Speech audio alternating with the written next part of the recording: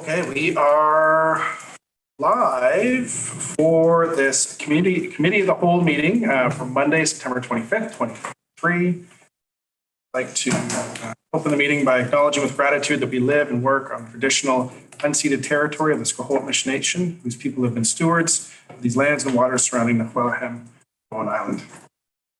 Thank you everyone for being here. So to orient folks that are joining in by the live stream or in person, we are here today with jointly with the Housing Advisory Committee, discuss items on the agenda. If you do not have that agenda, feel free to navigate to bowenislandmunicipality.ca and you can find the agenda items there along with all of the attached reports. With that said, I will actually introduce everyone around the table here because not everyone on council is familiar with the Housing Advisory Committee and possibly vice versa. So I will start with the elected members of council. We have Councillor John Saunders, Councillor Tim Wake, Alison Morse, Councillor Sue Ellen Fast, Councillor Judy Getty, and myself, Mayor Andrew Leonard, and I will look to Chair Fenton to introduce the Housing Advisory Committee members. Okay, hi everybody. So I'm Robin Fenton. I'm the chair of the Housing Advisory Committee. We have Fritz Debris, who's the vice chair. I think, yes. And then we have Ron Chalmers online, and I think Greg Bosworth has joined us online. I don't think that we have one or two other members who want to join. Yeah. Okay, thank you. And with that, I'll move to item 2, approval of the agenda. Do we have any late items for the agenda today? No late items, so I will look to council for a motion to approve the agenda. Moved by Councillor Getty, seconded by Councillor Saunders. All in favor, raise your hand, say aye. Aye. And of course, Councillor Alex Jurgensen is also joining us online. Thank you for being here, Councillor Jurgensen. Audio now and no problem. And Councillor Jurgensen's voice is a little off, so he may be in and out of this meeting a little bit. So that agenda is adopted unanimously.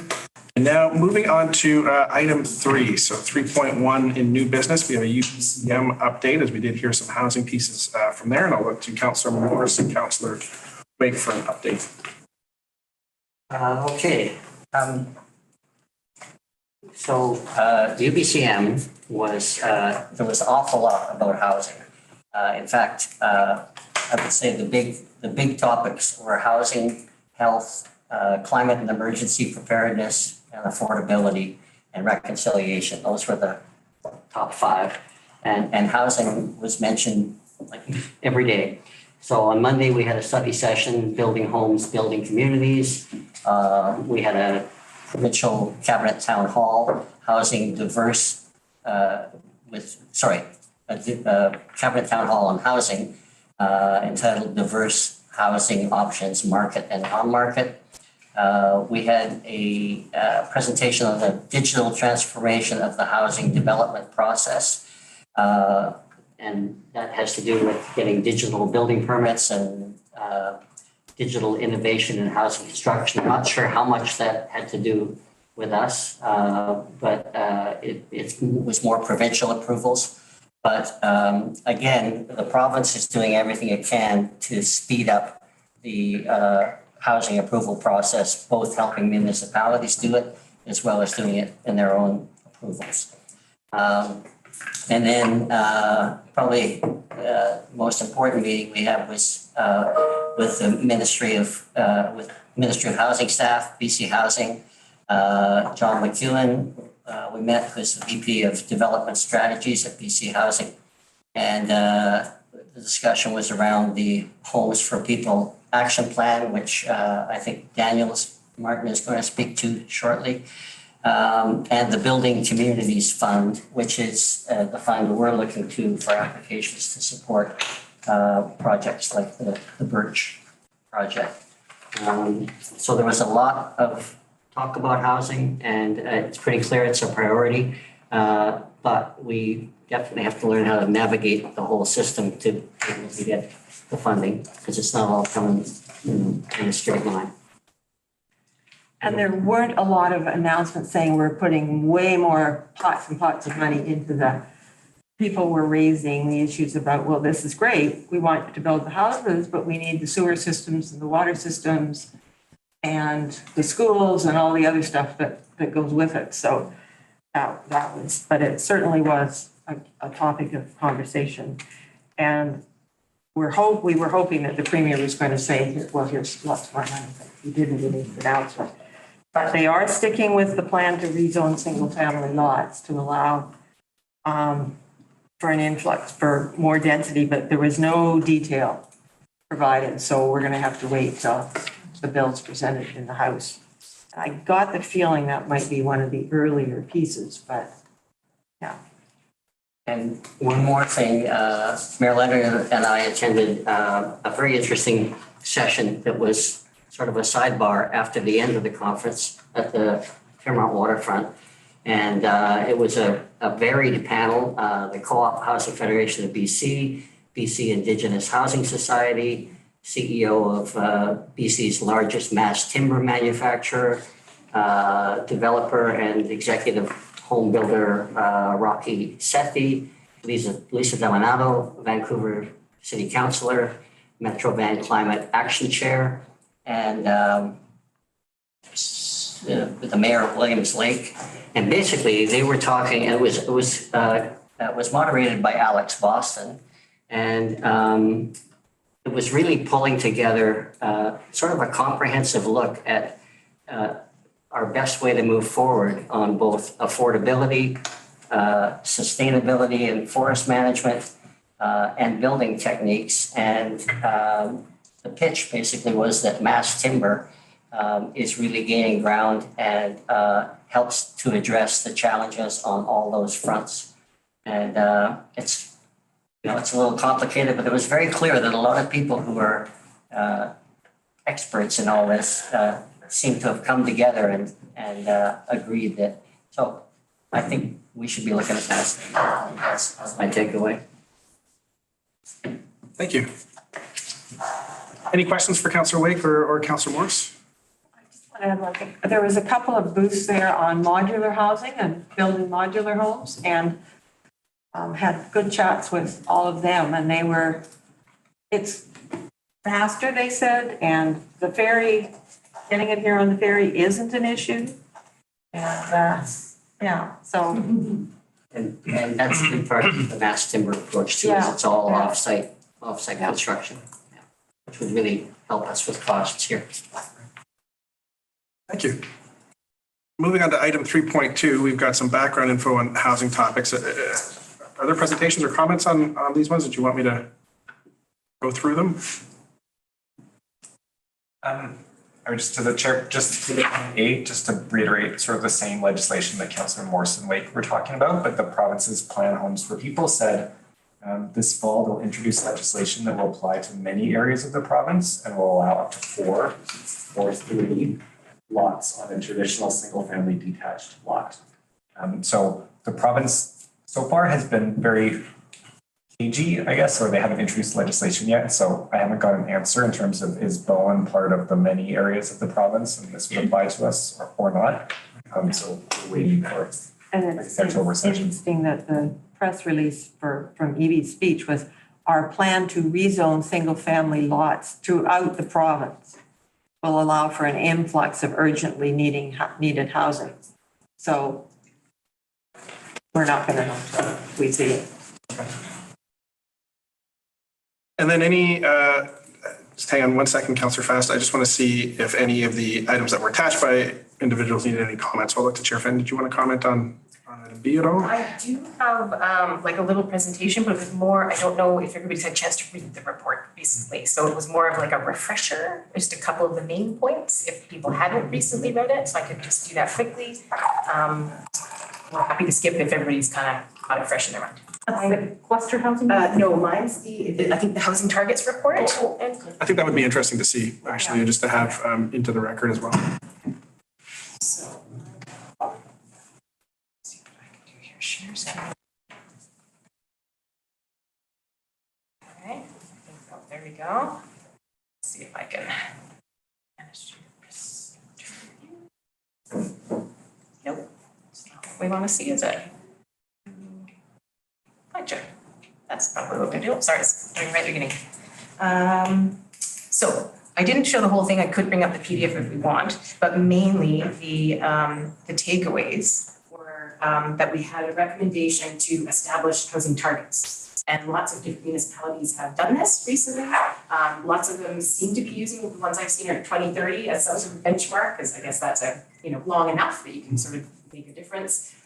So our recommendations we did, and Ron, who's on Zoom here, did a fantastic job doing tons of research and really put together the report, and then we all sort of worked on it to edit it. We found when we finished it last year, 2022, and again, this was a best guess based on the information, anecdotal and research from stats, at least 30 units were sort of the backlog, 30 units of housing were sort of the backlog that were not meeting the current demand. And that included, we said 15 below market units. And then we projected forward with the information we had from Statistics Canada on the census, kind of, okay, we've grown this much from the last census if we kind of predict forward. So, and the numbers are there by 2026, needing 45 units. And that's building on the 30. So not in addition to the 30. So it's 30 now, 45 then, by 2030 we need 60. And we sort of included numbers of low housing. And I believe, and we can, if we need more detail on it, I think we put a note there on the below market was sort of based on percentages of income and everything. I bet there was some math and stats behind it. I don't remember off the top of my head, but there was some reasoning behind those numbers. Again, based on our work as a volunteer committee, this was kind of our best first go, but certainly the recommendation is to establish the housing targets, and then obviously more work would have to be done to make those formal and detailed. But this was kind of the first report to kind of give it some numbers and give some formality to it. And then following just simply establishing housing targets, we did, let me see if I can advance, there we go. So we did address a couple of other things, seasonal worker needs, which maybe, I'm not quite sure the DEDC's housing survey might touch on that. Creating diverse housing types, which I don't think we need to sell anybody on that, and encouraging accessible and universal design. So there were some more things covered in that report, and a couple of other items that just identified were unused buildings, so the obstacles to why those aren't being used, because again, they're already existing on the island, so are there some that we could make something easier and they could be occupied? Short-term rentals, which again, don't think we have to dive into that today. And then identifying community lands that may have the potential to be rezoned for diverse housing types. So that was just rounding out the report, but of course the main crux of it was recommending to make housing targets as a community. Okay. Great, thank you. Any questions for Chair Fenton? I'm curious as to the methodology. How did the Housing Committee do this work? How did it put it together? What kind of research was done? This is a. Can I put you on the spot? Because Ron, who's joining us on screen on Zoom, he did a lot of the research. He's able to say much about it.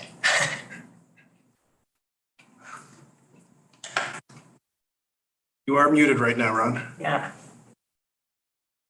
He's working on it. Thank you. There he is. Yeah, mostly it was based upon the housing study that was done a couple of years ago, and I think a combination of the numbers that we got from that, and also the feedback that we got from inviting some developers to our housing committee meetings, at which with the latest apartment development in Bowen, for instance, the developer said that he could have filled the building 2 or 3 times over, just the calls that he got for that building. So I think that our suggested rental housing targets are, if anything, on the low side.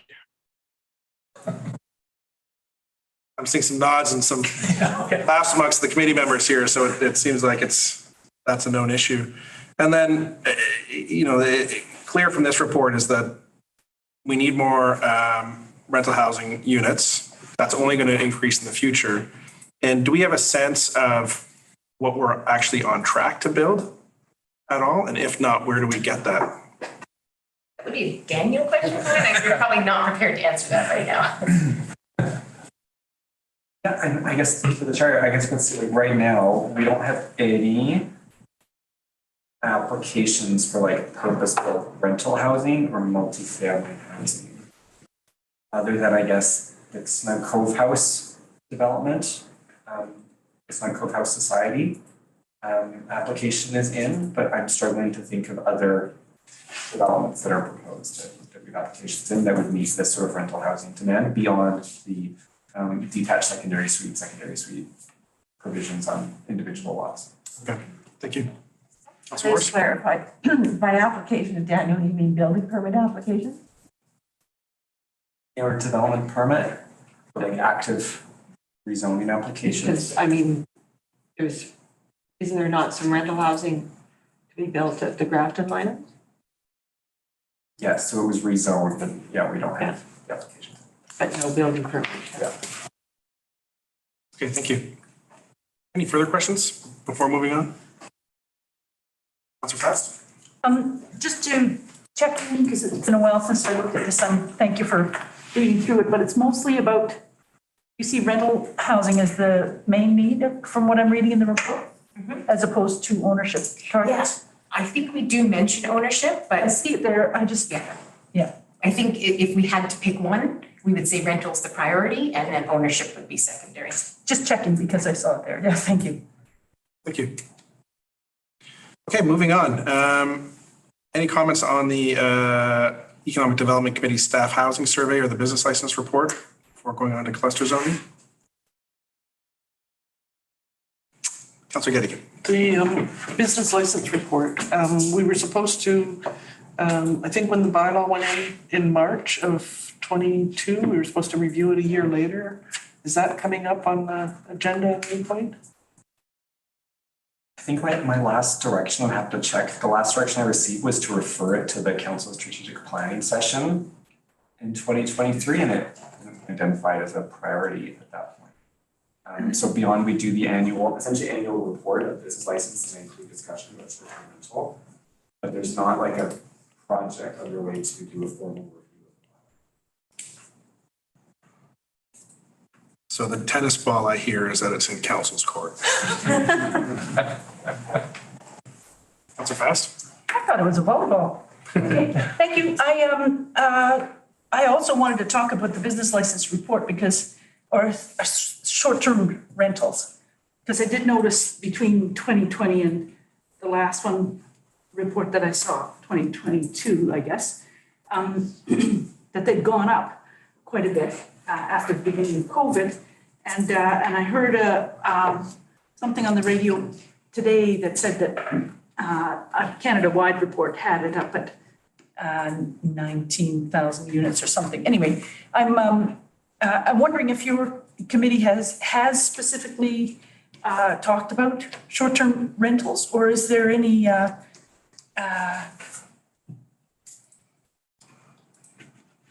anything you can tell us about that? I can see Daniel's. I guess I would say, I know further on in the agenda today is the MRDT, which the Housing Advisory Committee discussed. Right, okay. It just seems like there's more and more, and I did have a look at the map from the first time it was done, and there's a lot of the short-term vacation rentals are also in this Cove, Cadesdale kind of area, and it just seems so counterproductive to this housing need.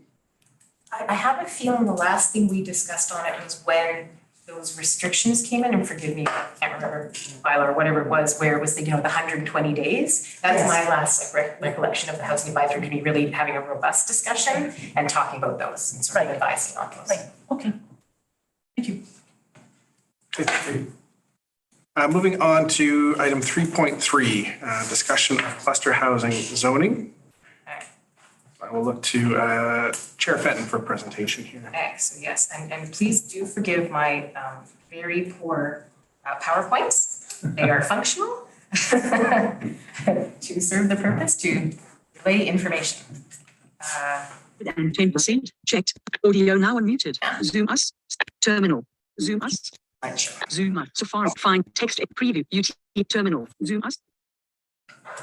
Oh, sorry, here we go. While you're pulling it up, Yes. I just found the reference. Sorry, I just found the reference, and this was today.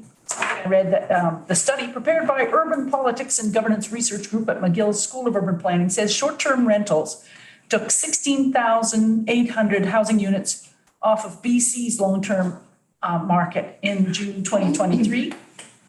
23. signifying a 19% decline in housing availability over 2022. So it just, that's a pretty steep drop. Thank you. Thank you.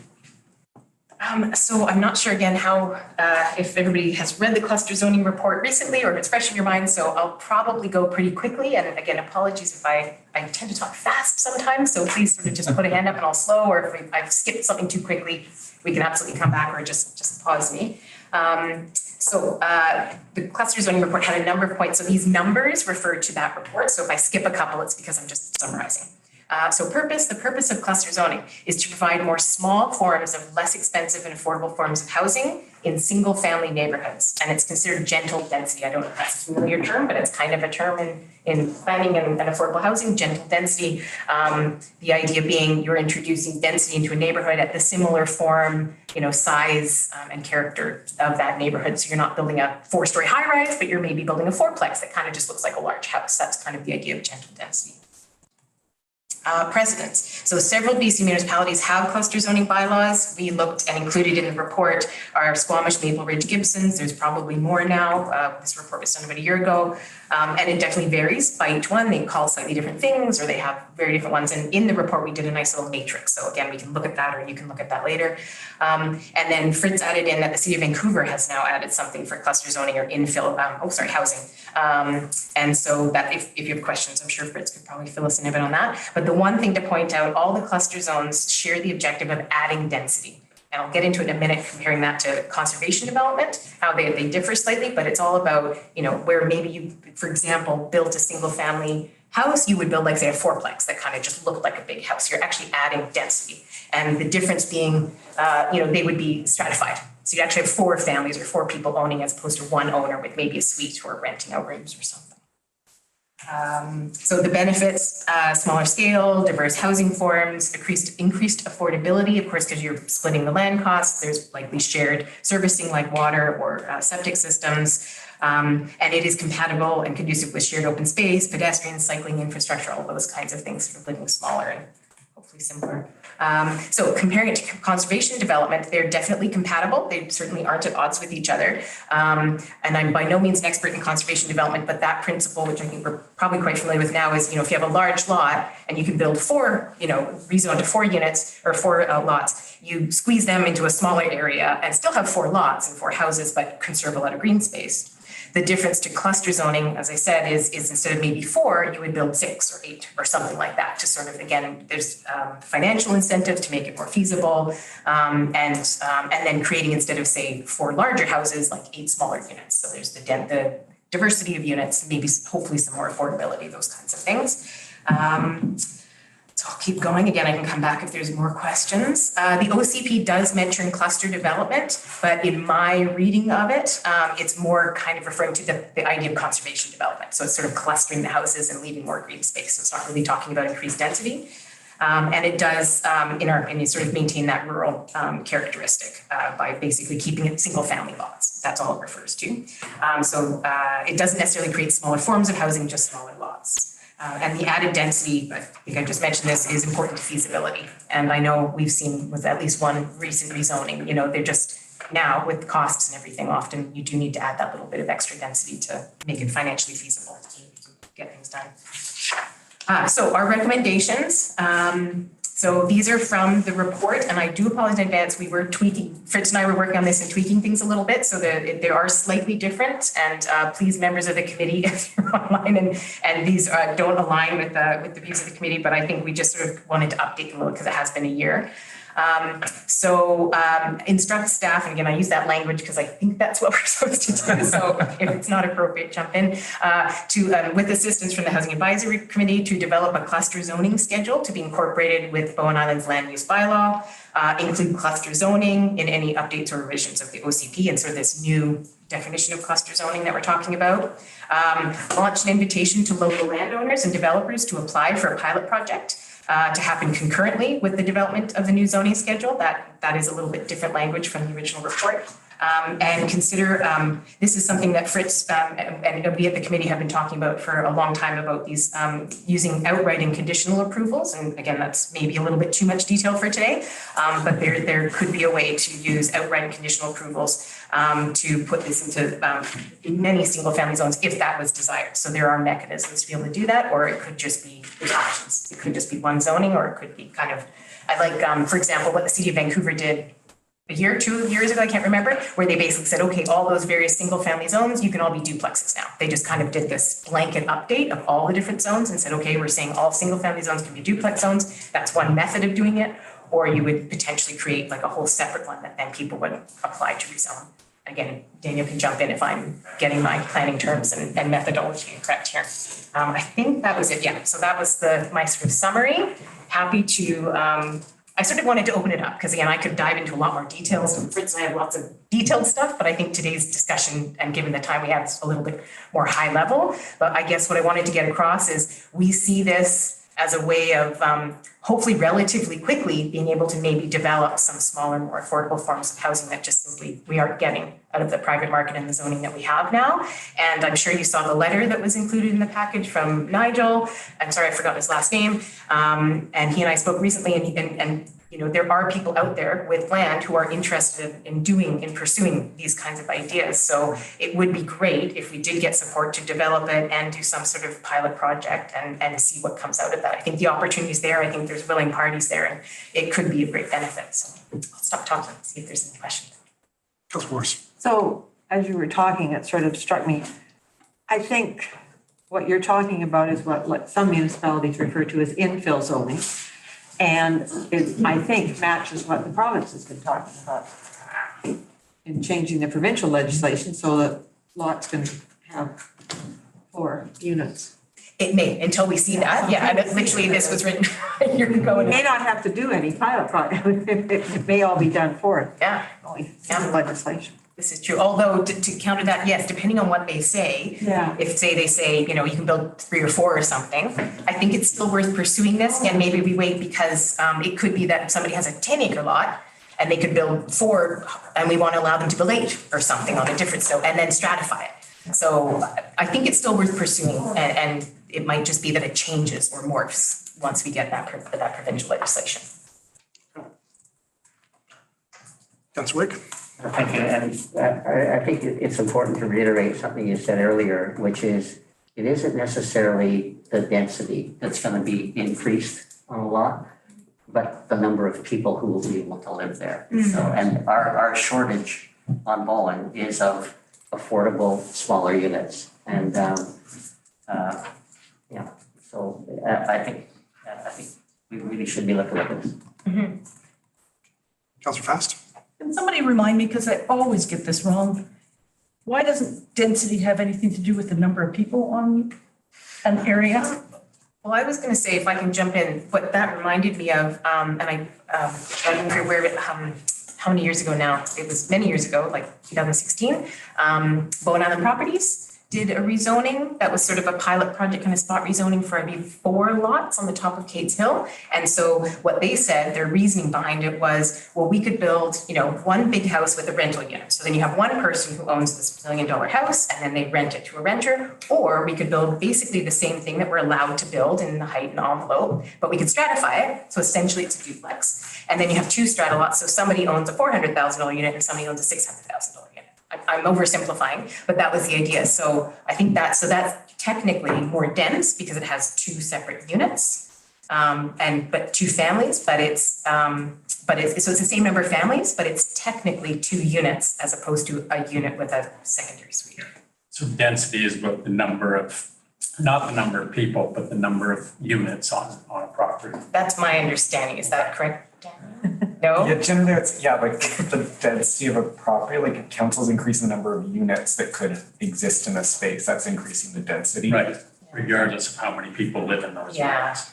I mean, yes, the way our land use bylaw works is like one rural residential 10-acre lot is 1 lot. You can build a very large house on that. If council instead said we're gonna have 4 small houses on this lot, that would be an increase in density because now there can be 4 households. Even though some people say, well, the total built area could be smaller, it would still be an increasing density as defined in the local effect.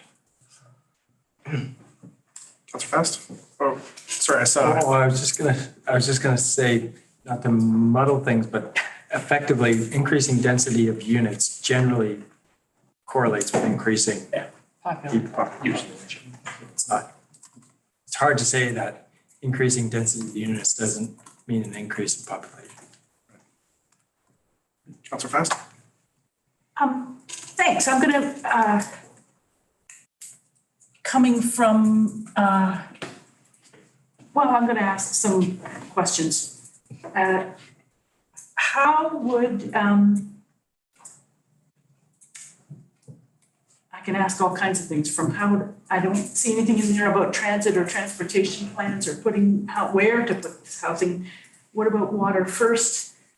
What about careful, slow planning? What about units that are already in the pipeline yet don't seem to be counted? If what I was understanding, for example, the Grafton Lake developments and some other multi-use housing that's out there.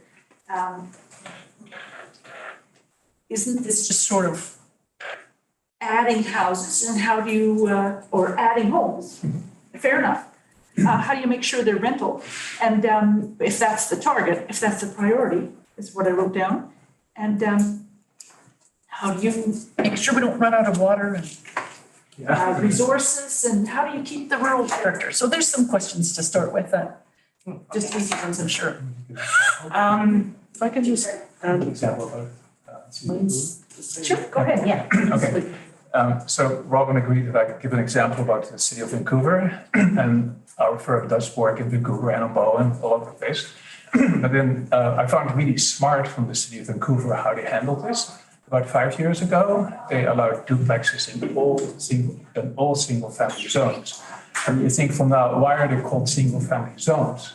And that is really key because it says in the introduction of the Bible that the intent is to maintain the character of the single family zone.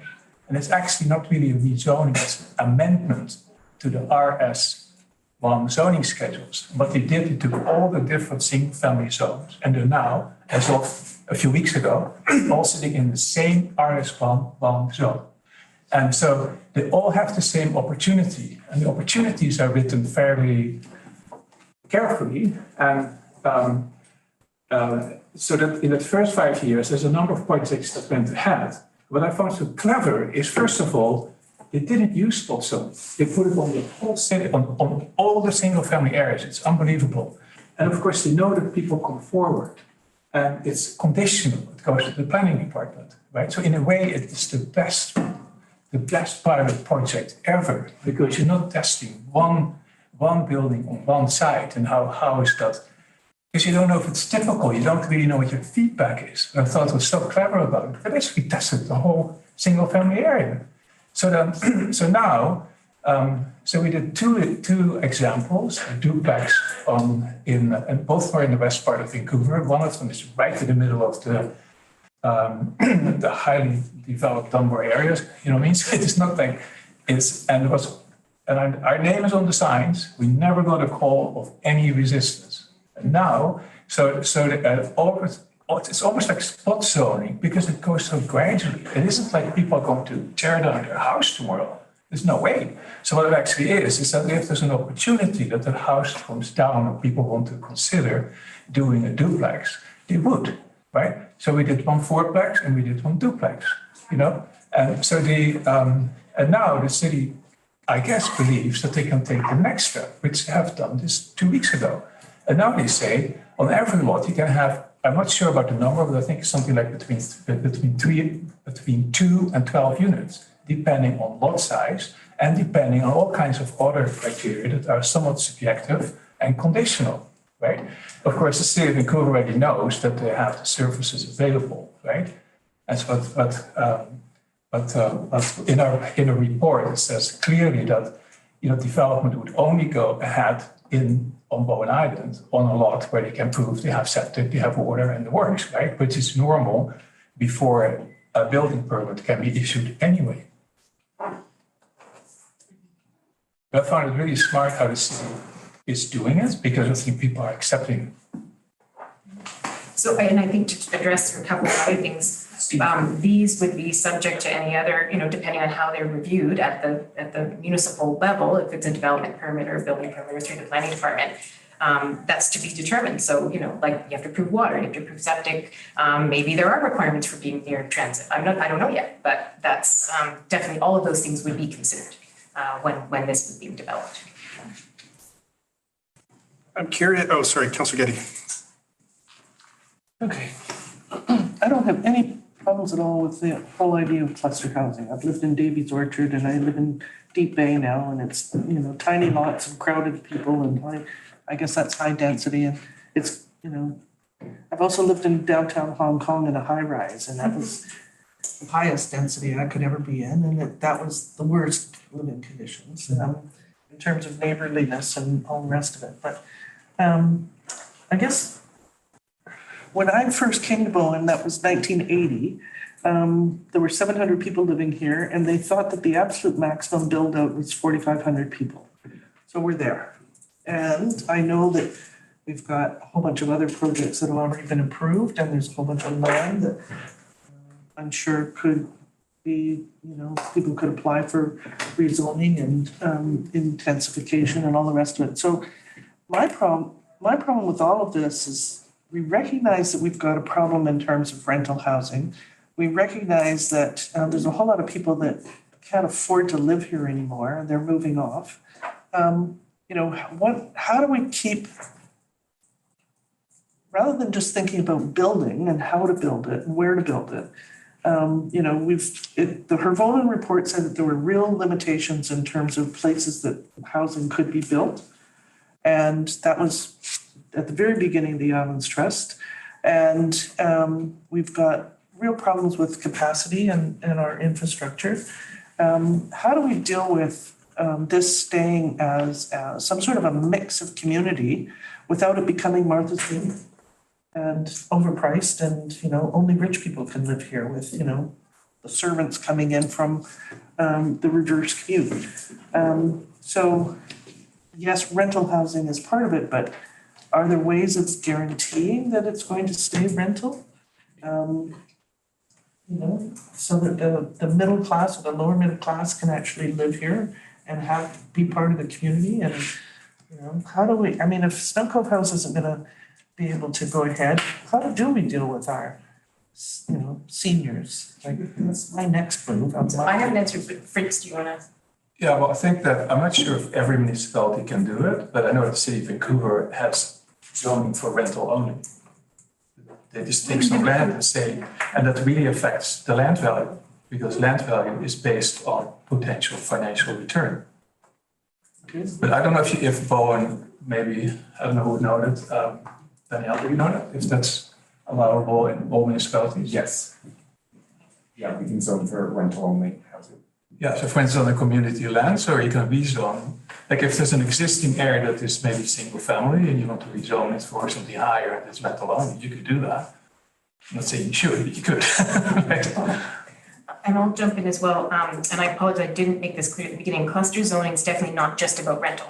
And actually, this is probably a more appropriate solution for ownership. So it's meant to be providing more diverse options of housing. And I know we just said rentals priority, but these are totally different topics. So it certainly could be that as part of the process, maybe there's advantages for rental. So you could do 8 if you do rental, or 6 if you do ownership. Like, I don't know, those are things that could be incentivized.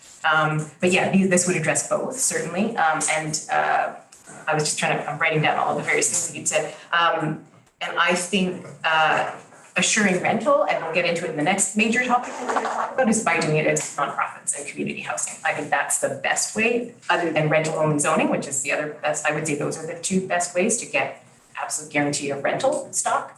And then the other thing I want to say, you mentioned something about rezoning, and I thought, oh, that's great, because I haven't said that yet, is one of the reasons why we're suggesting that, we actually invest staff time into creating this now, as opposed to, say, just waiting for somebody to apply for rezoning, is rezoning is a huge barrier.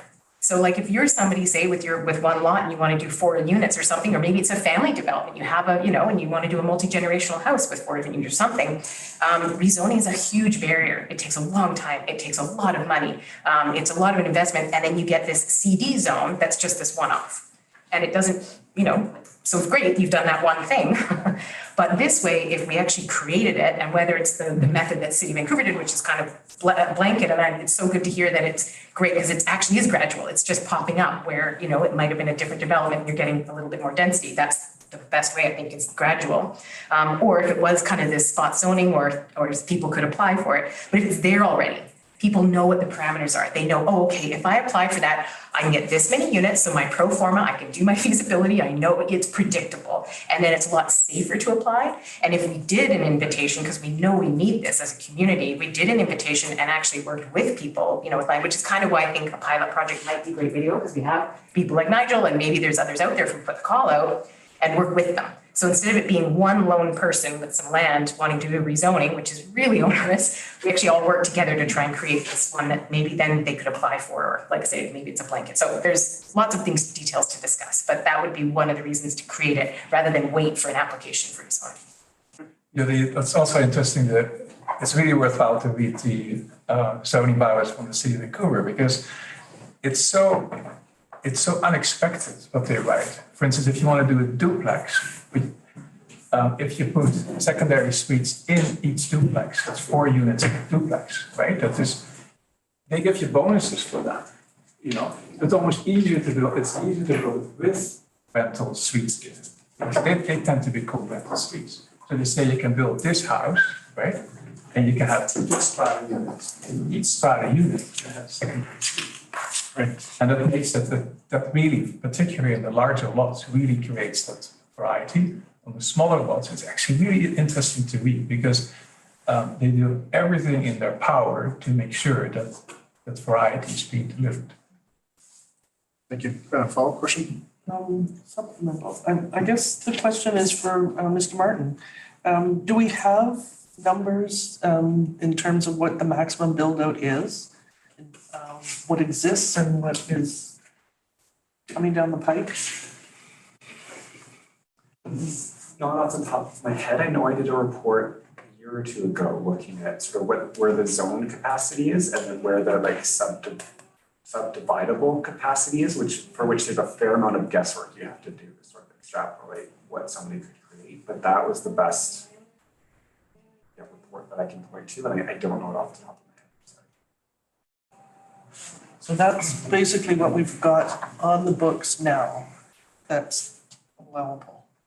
And we don't have a sense of whether or not that's beyond our actual capacity or not.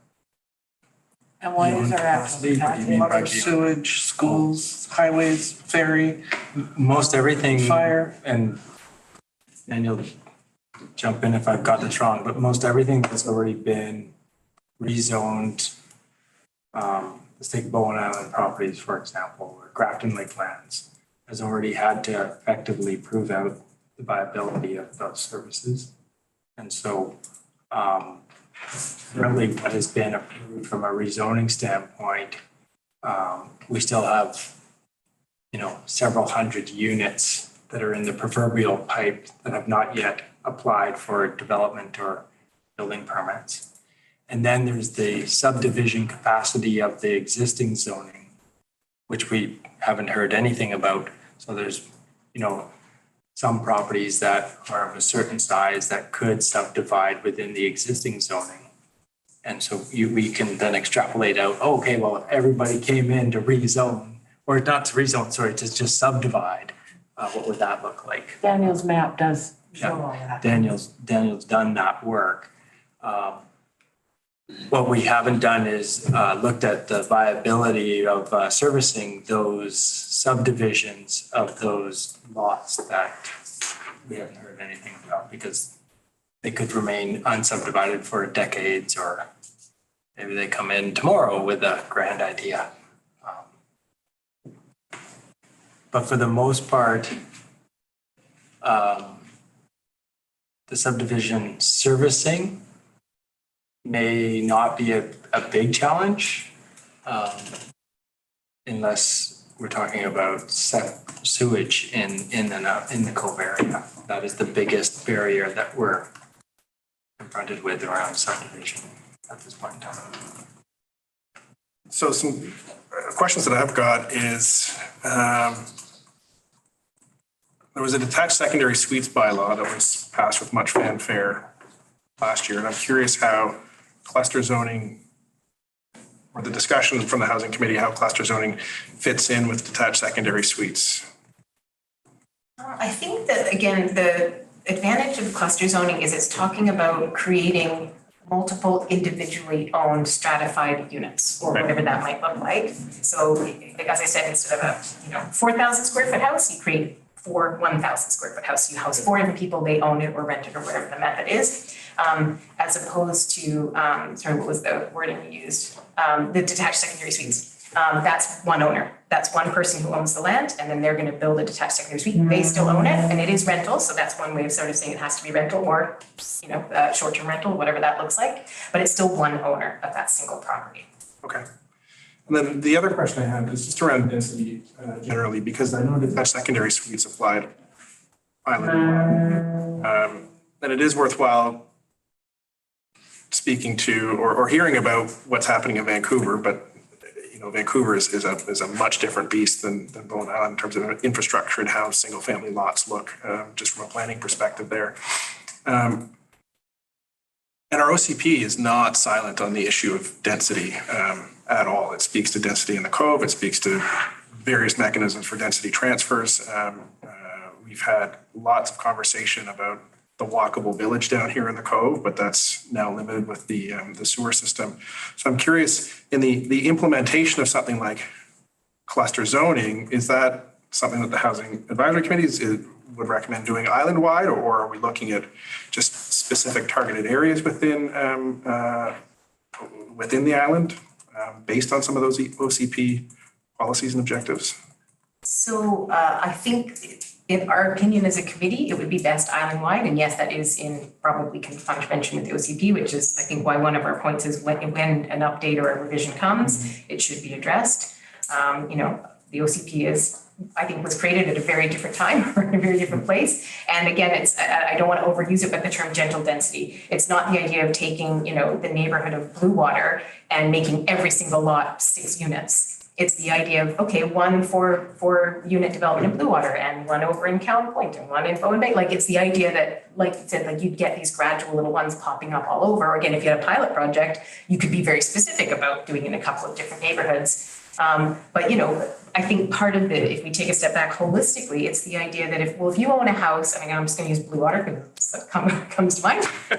Same here. If you own a house there and, there's some steep places all over the island, right? There's different steep places, and you are getting older and you want to downsize, or you're getting older and you can't manage your driveway and your stairs anymore. Now your options are very limited. Whereas if there was something like this, like, let's say somebody took one of those lots in Blue Water and made 4 little, villas, and they're just single floor and, little tiny garden, and they're stratified, and you pay somebody to come and do the gardening or whatever that looks like, then that means 4, elders or for elder couples, whatever, in the community now could actually downsize, stay in their neighborhood, stay near their friends, stay near all of the things they know and like, but have that option for something smaller. So that's kind of the idea about it being actually dispersed into different neighborhoods, not just in the Cove. It's about, everybody, and being able to stay in your neighborhood is one of those particular things that would address. Okay, there's an example of that is before council now, right? It's over this day. Well, kind of, because, it brings, Alice, you're aware of that, because there was a project where 2 small lots were added, it's for council to approve. And the idea is that brings smaller forms of housing into the neighborhood so people can downsize close to the golf course there. But also it has provided a lot of shared open green space. And that project, you've been aware of that, would not have gone ahead without these 2 added small lots. So it facilitated, it enabled a lot of things to happen that are on council's agenda. Maybe one more thing about the zoning. If you take the city of North Vancouver, they've used spot zoning forever. And the interesting thing is that if something would be spot zoned somewhere, it can set a precedent, but not so much in the city of North Vancouver because they have constant spot zonings. Like, I mean, if you look at the North Shore News, there's every issue, there's a few spot zonings in it. So it becomes more like, it doesn't set a precedent. If it sets a precedent, it would set a precedent that each spot zoning is different instead of, that's interesting, you know? So you can use spot zoning, but if it's one spot zoning and what Robin said, you have to go through a long, painful, expensive process. And you did one and you still don't know if it was really, like, how do you say that? If it was really like all over BC or all over Bowen Island, right? It doesn't give you much feedback. Right. Okay, thank you. Last question and then we'll move on. Okay, how does a blanket option, like cluster zoning, fit with the idea of island character and rural? And the example I would have is the difference between Snug Cove and Horseshoe Bay, where every house there was allowed to become a duplex, and now it's kind of faceless, you know? So, or quite a different vibe than the Cove. But how does blanket zoning fit this idea island-wide, cluster zoning island-wide? How does it fit with the idea of careful land use planning based on the features, the neighborhood, the green infrastructure like the creeks and the trees? I think you can have nature and density. I just didn't see a lot in here either about nature, but that's kind of two questions. But the first one is, how does the blanket approach fit with careful, specific planning? Okay, so how you could start with. Devil's advocate. I agree we got needs for housing, but. Yeah, but if you call blanket zoning, that sounds scary, but if you say that nobody can build anything larger than the single family house that you could have built. Now the massing is exactly the same. The maximum massing is the same, right? So that, and you can divide it in more units. Right. That means that no green space is affected at all, zero, right? So then if you say, well, look, we start with cluster zoning, and it's in the report, it says it includes an existing home that can be divided in 3 to 4 units. Yeah. But then you can also say some of these existing homes at the moment, they can be torn down and people can build to the maximum allowable square footage. Now, what you have to watch on Bowen Island a bit is that on large lots, you can buy an immensely large house, right? So then you may say that maybe it should be a maximum house size, but up to that maximum house size, right? So they actually are building less massing, less potential massing, you know. Our offices, there's some big homes, and people ask me often, why is it so big? I said, because of the zoning. You know, if the zoning wouldn't be like that, people couldn't build that big. It's just that simple, right? But if you say from, look, it's the existing maximum size of a house, same setbacks, same height, you know, same side coverage, same floor space, it's all the same. But you can divide it in more units. Now, that's a very careful way of starting. And then you can monitor it, you know, and then you get feedback, and you can always change the Bible, you know. Mm-hmm. You can take a further step. You know, you can go slow. And then another very quick answer would be a development permit process, right? Just like we do, I think, attached secondary suites. It's kind of a version of conditional. If they're, you know, X number of meters from the property and all that stuff, you can just build it. But if they're not, you have to go through the development permit process, and you do actually have to kind of show that it's in similar character. So there are mechanisms in the design of the zoning bylaw that would be able to address that. So that would mean it would be outright if you stay within the existing size of a single family home, right? And it would be conditional if you want any kind of change, relaxation of height or setbacks or anything like that. It would be conditional and needs to develop a permit application, and all the neighborhood gets involved. And then How does the neighborhood get involved? through the development permit process. Like, they have to say. If you would want a relaxation of any of the existing regulations. Good, thank you. I just wanted to make sure I was understanding. Yeah, no. Yeah. Oh, just through the DVP, not a DP. The neighborhood doesn't get involved for DPs, but for DVPs they do. That's her. Yeah. But couldn't you write into the terms of the DP that if you're wanting to change the setbacks and things like that, that you have to consult your neighbors? You could. And so we do have the pilot project recommendation here in the report, and I'll look to staff. Is this a recommendation that'll be coming before council at sometime soon at a regular meeting, or what's the intention of looking at it here? To the chair, I think we're open to direction from council to some extent, like if council just wants to refer this report to a committee or a future council meeting where that recommendation comes before you to the meeting. I guess my question, so was this a recommendation that was moved second and passed at a housing advisory committee meeting? Yes. Okay, so then it should come before council as a regular part of business arising out of the housing committee's minutes. Yeah, I mean, it came in fall of 2022, came to council, and council at that point didn't move the recommendations, but referred it to this committee of the whole. Right. So absent, action from council tonight, I'm not sure if we would automatically put it back on the agenda. We would look for direction from council to bring it to the regular council meeting. Okay. Yes. Another thing is the committee of the whole could make a recommendation to council, which would then come forward to a future council meeting. Okay. I guess I'll look to our housing committee liaisons to see what is it that should be brought before council. Well, whereas it's pretty clear from this that this is something we should at least explore, and the good way to explore it is through pilot projects.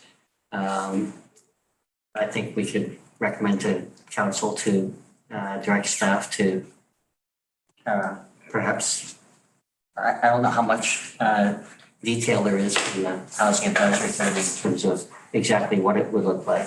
And what Rich was talking about was doing a blanket zoning and then letting the pilot projects come forward. Yeah. Then the recommendation is to create some zoning. Mayor, Yes. if I may, I'm not trying to be obstructionist or opposed to the idea of pilot projects. But we did have a report on the regular council agenda earlier this evening about the OCP. Yeah.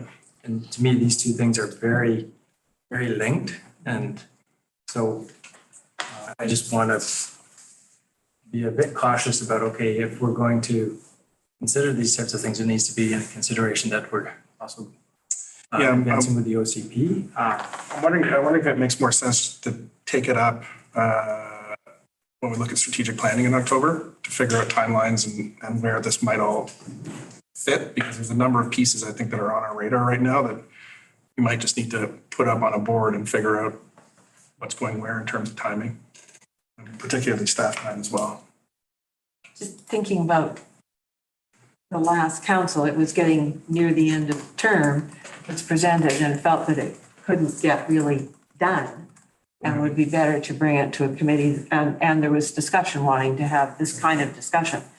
So to bring it to a committee of the whole of the new council. So that's, and I guess just depending on where the, educate everybody and where, and I can't remember if we had a description. I haven't got the report in front of me as to what the pilot project would look like.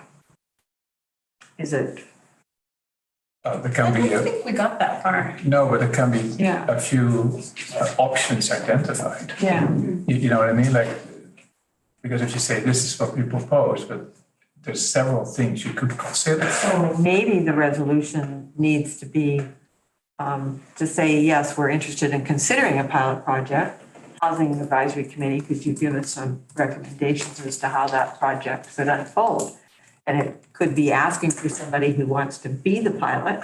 It could be picking an area, and like City of Vancouver has done, and saying, okay, you can all have extra density, or we want to wait to see what the province does.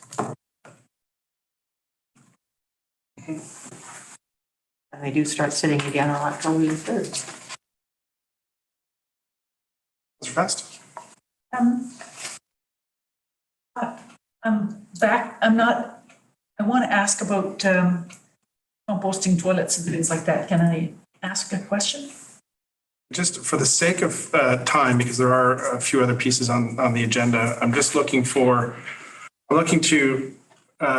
close the loop on, here with the Housing Advisory Committee, we've got recommendations in front of us. Are these recommendations that council would like to take up at an open meeting, or is it something that we'd like to put on the board at strategic planning, or is this a sufficient enough discussion at this point that we move forward? So I'm just looking for the will of council as to how we'd like to proceed on this item before moving into the next discussion on moving housing forward on Bowen.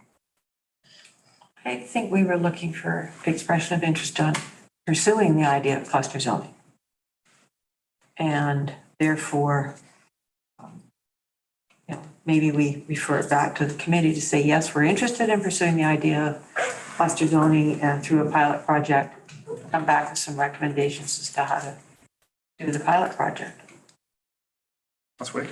I think we could put the word options in there. We could ask the Housing Advisory Committee to bring forward some options and examples of the types of cluster zoning, the first steps, in cluster zoning and pilot projects.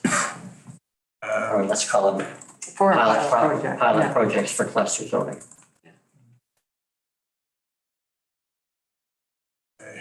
See, so we need that in a fully formed motion. Sophie's working here. So I have the Committee of the Whole recommends that council request the Housing Advisory Committee develop and bring forward options and examples of cluster zoning for a pilot project. You change that wording a little bit? For a pilot project for cluster zoning. Yeah, I think that maybe should be flipped around. Examples of Options for a pilot project. Options for a pilot project. For cluster zoning. For cluster zoning. Okay.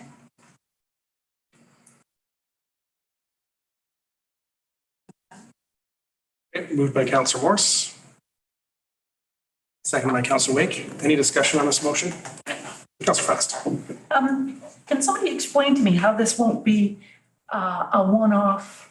And this is not my area, so excuse me, I'm trying to read as much as I can about these wonderful new ways that we can help young people find a place to live and all that. But what would we learn through a pilot project, for one thing, or would it, and how is it different from a one-off upzoning? What keeps the prices down? Like, how does it help us with these housing needs besides just adding more in one spot? Could I suggest we address that in our recommendations when we bring it to you next time? Because I can't answer that in 2 minutes. But those are great questions that we can write down, and when we come back to you with options for it, I think we can. I expect there are, thank you. Yeah, no, all those are good questions. And the upzoning one-off is an expensive process. Yes. Any other discussion? I'll call, yes, Councillor Getty. I don't know if it needs any kind of a recommendation, but when I read over the letter from Nigel Malcolm, in 4.3 that ties in with that in terms of who some of these people are and where some of the places are that are being suggested and the viability and what the trade-offs would be to balance things out. I think that's what I'd be interested in. So if there's going to be a proposal or suggestion for a pilot project, then tie it in with some of these realities would be helpful. I think we could say we could reach out to the couple of folks that we know are interested, and that could be part of our reporting back to you. Include that in the options. Can somebody read the motion again before we vote? So that the Committee of the Whole recommends that council request the Housing Advisory Committee develop and bring forward options and examples of a pilot project for cluster zoning. Okay. Any further discussion? Seeing none, I'll call the question. All in favor, raise your hand, say aye. Audio now. Aye. And that carries unanimously. So thank you for this. This is, my first contact this term with cluster housing. There's certainly more reading and conversations and research we need to do. So anyone who's out in the world or online or even members of council, if you feel like having a coffee and filling me in on some of this stuff and some of these ideas and particularly how it relates to the lineage of housing on Bowen Island, I'd be more than happy to have that coffee. With that, we'll move on to item 3.4, discussion on moving housing forward on Bowen. Okay, I will share my screen so we have some talking points here. Share this. There we go.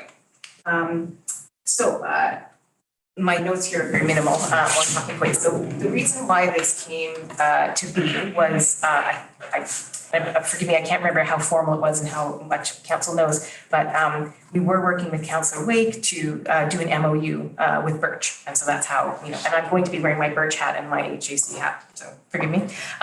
So we had talked about this. Wear them both at once, like Sherlock Holmes. Yeah, exactly. I'll just have like the twin rims coming out with 2 baseball caps. And we had meetings with staff and all sorts of things. We were advancing things. And then it sort of, I can't remember what it was, but I had a light bulb moment where I went, I think we're at step 5, and I think council as a whole is at step 1. Like, we're excited, we're on board, and we're doing there, and I just realized I don't think council's with it. Like, I think we've jumped the gun. I think we need to take like a big step back, talk to council, and I'm seeing this more as I think Councilor Morris, we started talking, it's more, this is like an educational, like, okay, here's where we're at, here's where we think we can move forward, here's the different options. We have one that we probably recommend, maybe there's a couple we recommend, probably one we don't recommend, but here they are. Please discuss. Like, that's basically where I'm at because, I think that's where it has to come from. So we're here to sort of present some stuff, and then probably it's certainly going to be skewed in one direction. You'll see, but that's because we kind of think that's where we should be heading. So I might talk quickly, so jump in if I'm jumping along too far or too fast. Okay, so I did look at, and I want to acknowledge that I think on Zoom with us is Mark Shea, and I'm not sure if Leslie joined from Tomo Developments, and they've been really nice and been helpful in some of the discussions recently because they've done tons of research on this kind of stuff.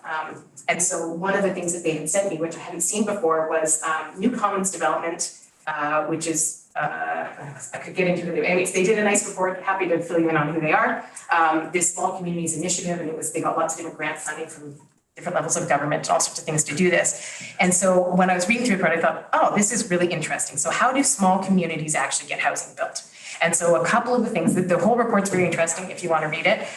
But one of the things that kind of jumped out at me, and again, you can tell this is going to be skewed bias, is creating a sustainable funding models for owning and operating organizations. The volunteer-based model for nonprofit housing needs to be reviewed for long-term viability and for equity across communities. So that's one of the things that you'll hear me say is relying on volunteers and volunteer organizations to get housing built, I think isn't necessarily wrong, but I don't know that it will achieve the outcomes that we need and desire as a community. I think it will take a long time for that to happen. So having an organization or a role that is funded, that is sort of the champion and the leader for housing on Bowen, I think is important.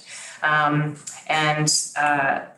was the next one? Sorry, not great with PowerPoint. The other great example that I thought that Mark and Leslie introduced to me, and I certainly knew about the Tofino Housing Corporation, but admittedly I hadn't looked at what they've been doing lately. I think it was 4 or 5 years ago. I can't remember. The then mayor came and spoke with us. And I knew at that time they were sort of, I don't know what the right word is, but they were struggling a little bit. They hadn't been successful yet.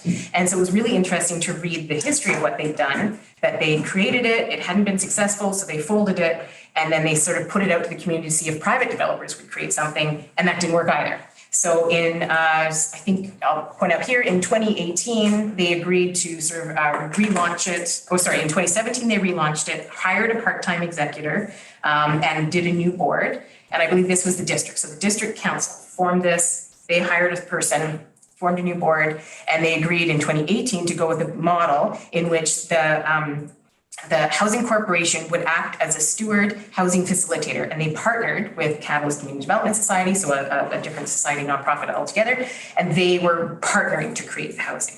And that's really similar to something that's happening now with Birch. I'm sure you're aware. So Birch, as the nonprofit, we've partnered with Lookout Health and Housing Society because they're experienced. They've got, all of that backing behind them in building and construction and operating. So we're partnering with them. And I think that's a great way to go.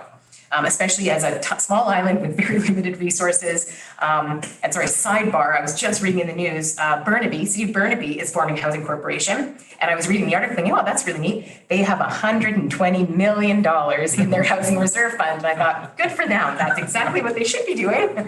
So they're going to actually, I think, very proactively be developing and operating and doing it, right? So we're not in that position. I would say our situation is much more similar to Fino. And so I think like it's one way that we could go, right? So forming a housing corporation or whatever that looks like, and then forming partnerships with others to sort of create those things. So that's one way to go. I probably won't go through this. This was just interesting reading, so I'll skip over these. They had an interesting vision and mission, but again, I might skip over these because it's more detailed. It might be interesting reading later. This was an interesting thing that again came up with my in some discussions is like, what is our biggest challenge, and how would you rank them? And I thought, what a great question. So what are the barriers? What are the challenges that we're facing in getting housing going? And this was where our discussion landed. And I should be very, very clear, this was not the Housing Advisory Committee. This was me with Mark Shea and Leslie from Tomo, because we were sort of brainstorming what information to present to you on this topic of sort of how to move it forward. And we decided that really the housing champion, whatever you want to call that, whether it's an internal person, an external organization, somebody to be that cheerleader to drive it forward, and again, in some kind of paid capacity. Is what I think is lacking. I'll leave you to discuss and decide if you agree. Pre-development funds certainly aren't unheard of. They're out there and there are grants, but again, it takes time and effort and energy to go after those grants. And we do have, I don't know what the balance is now. We have some amount of money, I think, in the housing reserve. So there is a little bit there, but certainly not the $120 million that City of Burnaby has. Planning and development support, again, I don't think that's necessarily a challenge, but it's a barrier, it's a thing to get through, all of those kinds of things. I think community support is great. We actually are in a great position in that we have land. So that's like a great thing. And then, just that metric of land with the hard soft cost of financing, all of that kind of stuff is like actually getting the thing built. And I think this was one Mark and Leslie had resources, processes, priorities, those things. Anyway, so these are more just like, as we discuss it, these are different things that we can think about. And maybe I've got them wrong. Maybe there are other things that are the bigger challenges, and that's what we should focus on. So I just sort of, again, as the idea of educational, I think these are some of the challenges we're facing, and we should try to address the ones that are the most challenging or the biggest barriers, how to get these things built. So these are sort of the discussion points that I wanted to bring forward. So who's leading the charge? If it is an organization, what does that look like? Is it a housing corporation? Which in my mind, and I might ask Councillor Wake to sort of jump in because he might have slightly different ones, but in my mind, how I distinguish between a housing corporation is very much like in the mindset of a developer, they're building things, they're operating things, then they're sort of leveraging that to build the next thing. So it's great. They're actually getting stuff built, like Whistler's gotten tons of stuff built, and that's that mindset, but it's for community and non-market housing. And versus say more the land trust model, which I think is more where the Tofino corporation's going, is we're the stewards, we're the facilitators, we're finding partnerships. So we're sort of, looking after the sort of land asset, but we're actually reaching out and finding those partners and those people who can help us, who have experience, have the resources, those kind of things. That's another model. A different model, which I don't think there's a lot of precedent for, but it's out there, is a housing development officer. You could literally hire a staff person. You could, make Daniel's life worse and tell him to assign a staff person to it or a half-time, whatever. That's an option. You could say, hey, we just keep it in-house in the municipality. We hire a person part-time or whatever that looks like, and they're the champion. They're the person that's actually going to move housing forward. They're going to make those connections with all the different people. For example, like these pilot projects, there's landowners out there who might want to come, and I think they do come to Daniel at the moment, and he doesn't have anything else to do, so he can do all that. So yeah, these were the ways that we saw, like, these are the options in front of you. If we actually think that housing is a really big priority, how do we move that forward? So these are options we know of. Maybe I'll defer to Councillor Wake in a minute. He can sort of, maybe there's others, or he can elaborate on some of these. So these are the considerations as we talk about these different organizations. The funding, how do you fund that position or that organization? The mandate, and who sets that mandate? What is the board makeup? So in the case of Tofino, I believe it was several councillors, I think a couple of staff members, and then several members of the public. What are their responsibilities? What are deliverables? What is the structure? Again, I think those are probably the nuance we can get into. We're sort of probably at the higher level ones. But I do think the best results are if the organization is that separate arm's length. They could be nimble, they could be flexible, and their only job is to think about housing. You know, they're not split, they're not doing 10 different things. It's like if you have a housing officer or if you have a housing trust, you said whoever, the board, council sets the mandate and says, your number one job is to build us 45 units by 2030. Go, right? And that's what they do, right? So that's their only focus. So I'm gonna leave it there and I'll hand it back to the mayor and for discussion. Did you want to add anything, Councillor Wick? Well, I'd just like, thank you, Robin. It's, the idea of the housing champion is the thing I think is the most important because everybody can talk around the circle within the community, on council, on staff about what it would be great to have. But unless you have at least one person in the community who's waking up every day saying, how can I get this built? Then it's basically everybody, you know, looking to everybody else to get it done. In Whistler, we did rely, it's certainly in the early days, on the development community, and we had the benefit of being at a time when there was a real development boom in Whistler. So there was a big train that we could hook onto, and they wouldn't get their approval unless they brought a housing amenity. We had recognized what the problem was. We knew what kind of thing we needed. And that worked really well for about a decade, and we got a lot of units that way. It doesn't work that way anymore. It really now requires grants and funding from other levels of government. It's almost impossible to finance it privately. So we need the champion and we need the organization. And the organization doesn't, I wouldn't call it a housing corporation. I call it a housing organization, which will perhaps have the policy and how much do we need and where is it going to go, and working with the community on what it's going to be, and then perhaps have a nonprofit or for-profit development partner that can work with them, but they can bring the nonprofit can get the funding that the private developer wouldn't normally be able to get. So yeah, I think that would be my recommendation for the route to go. And I think, you know, we've got Birch, which is set up and well situated, but we could come together to really enable Birch in the ways that Robin is describing. And I did want to say one more thing, which I forgot before, is because I represent Birch, and most of you are familiar with what that is.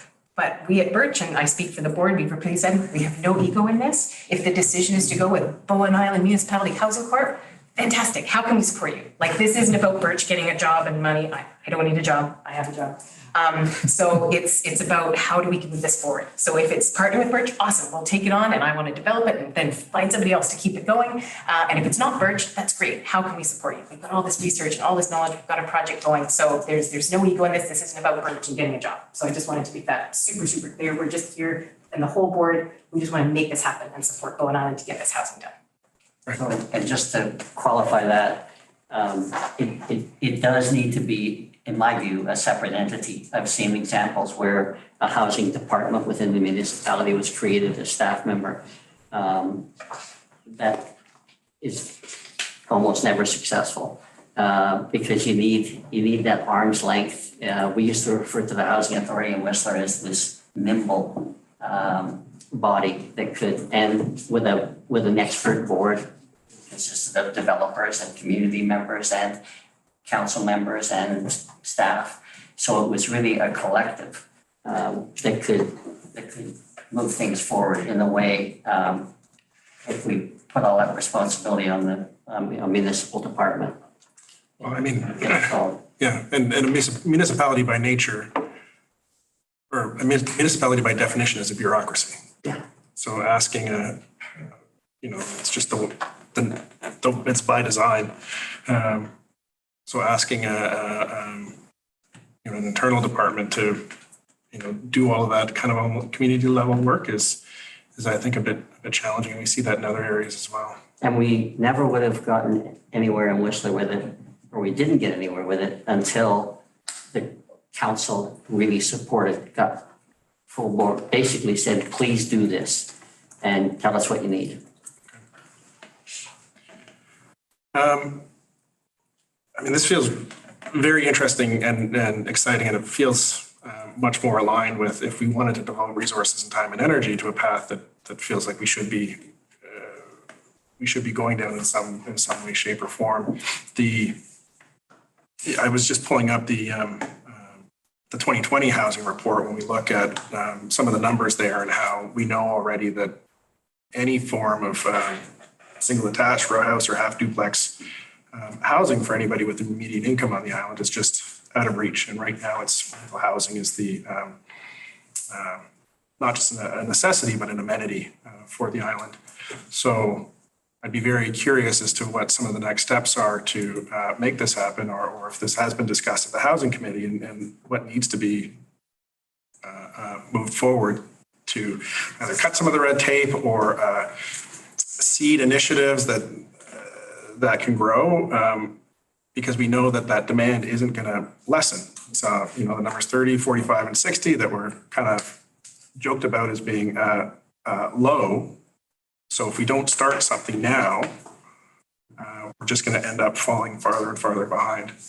And this feels much more aligned, like nonprofit housing solution feels much more aligned to me than a blanket cluster zoning, which is really speaking at home ownership and across the island, and who knows what the outcome of that is. We haven't seen much uptake on detached secondary suites already. So it feels like there's something that needs to catalyze here from the municipality side that we get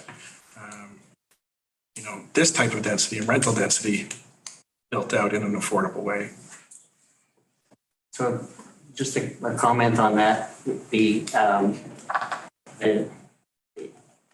rental is easier to create. I think we've identified it's easier to create than affordable homeownership. But that's only in terms of the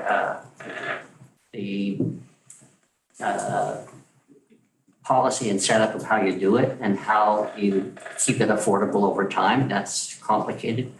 But I think we do want and need affordable homeownership and affordable rental.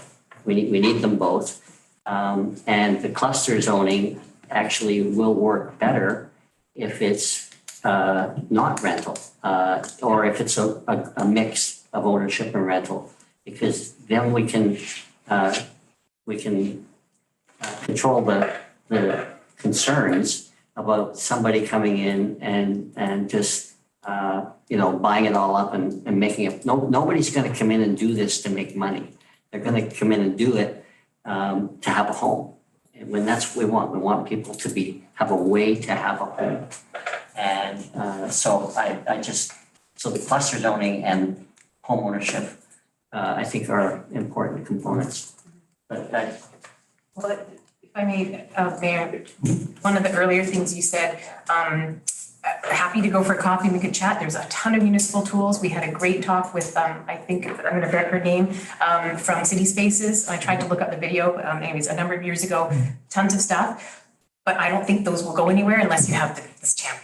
So that's kind of why I brought this high level discussion. And I don't think that we're going to get much traction other than the Birch project that's going. I don't think we're going to move too many more things really forward until we make a decision on this. Like, I think you need that champion, whatever that looks like.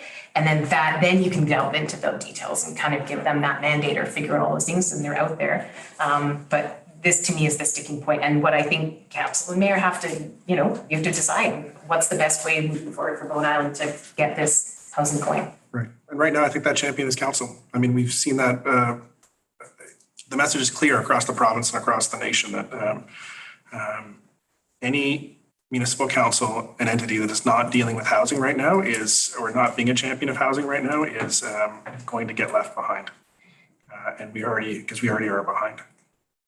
So, I don't know what that looks like yet.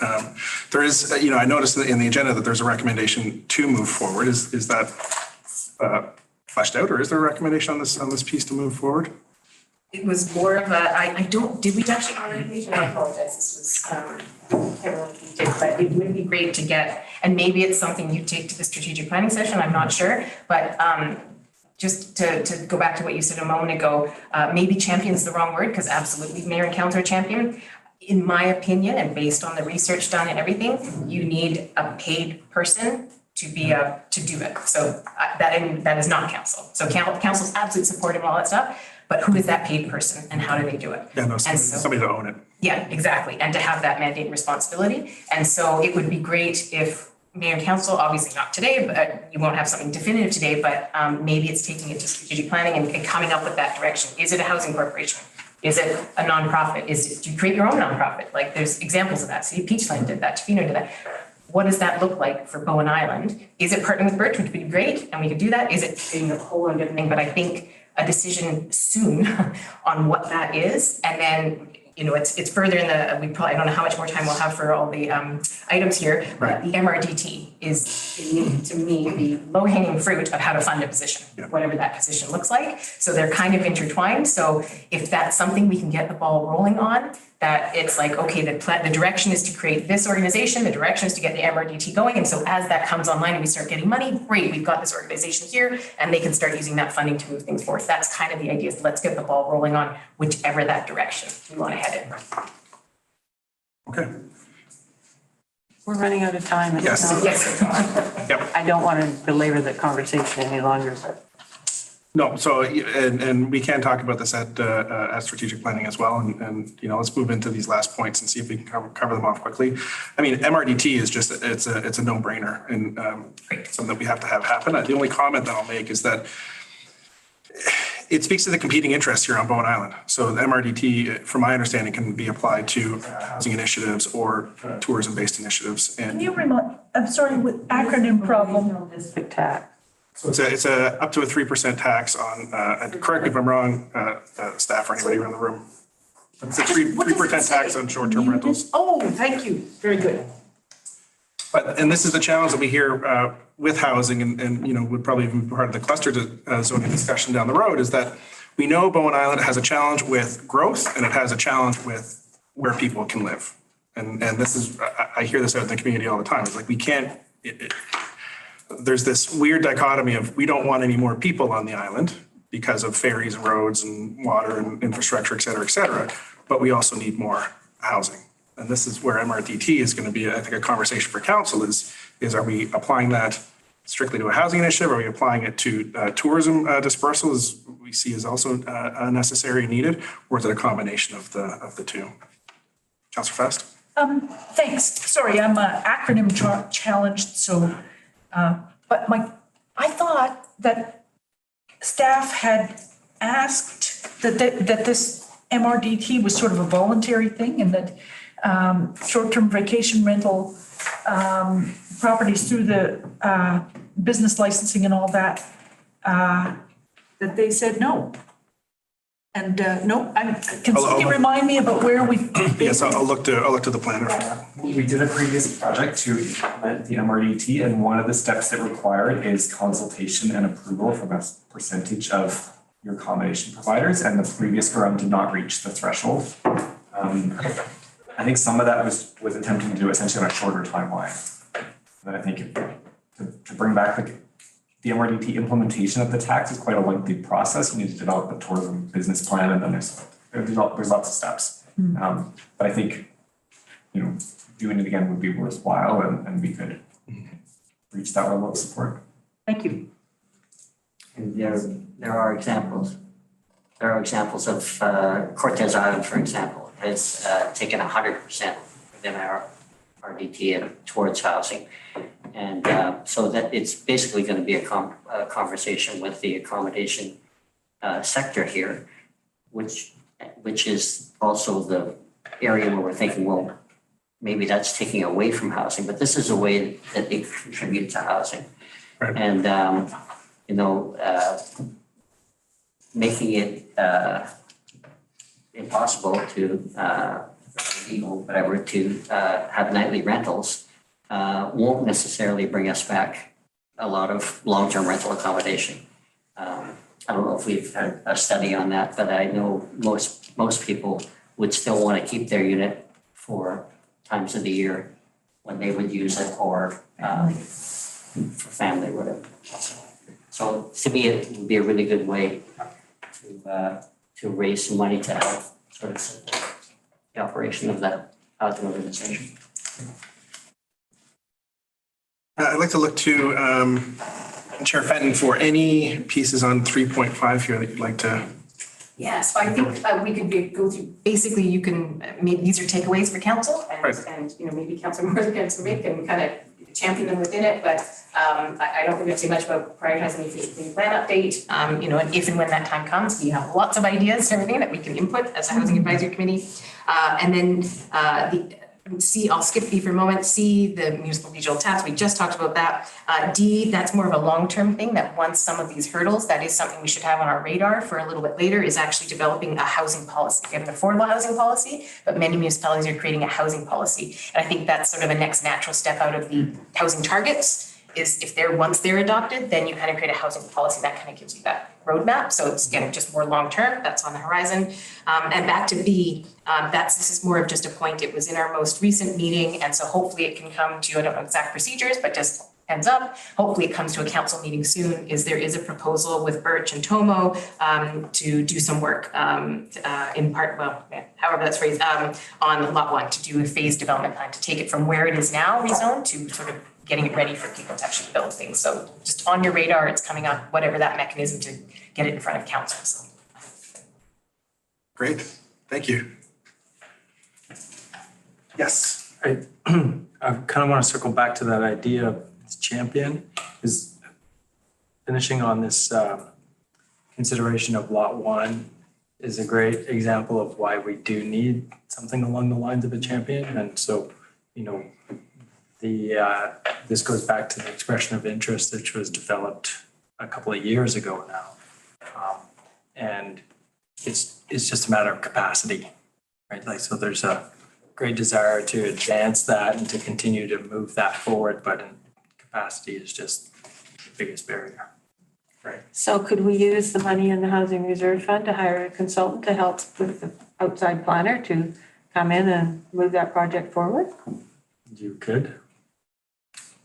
I mean, that's the other thing, and I guess a final question along that same line is, what do we need to help Birch to get the money from BC Housing or whoever to get the Birch project built? Oh, that was a question for me. Sorry, can you say that again?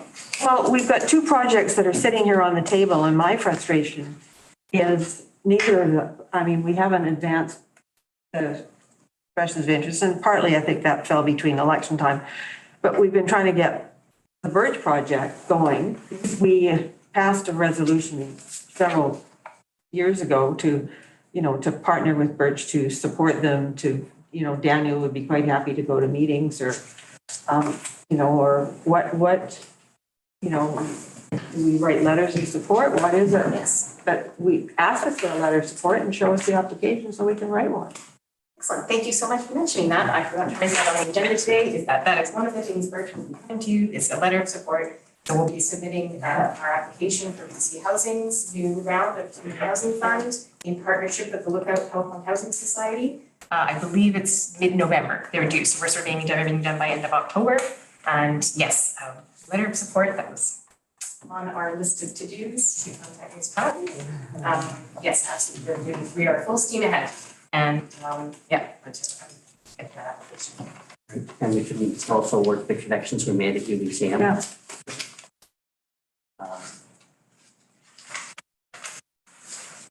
One of the pushes we were making at UBCM was the fact that the numbers they want for affordable housing is, so a big project is going to build 1,000 units, where a small project, so I think several of the communities were pushing 2 streams to the fund. So for the smaller rural communities, those smaller projects would be have a source of, some of the funds would go to those rather than all going to the big projects, which seems to be what's happening.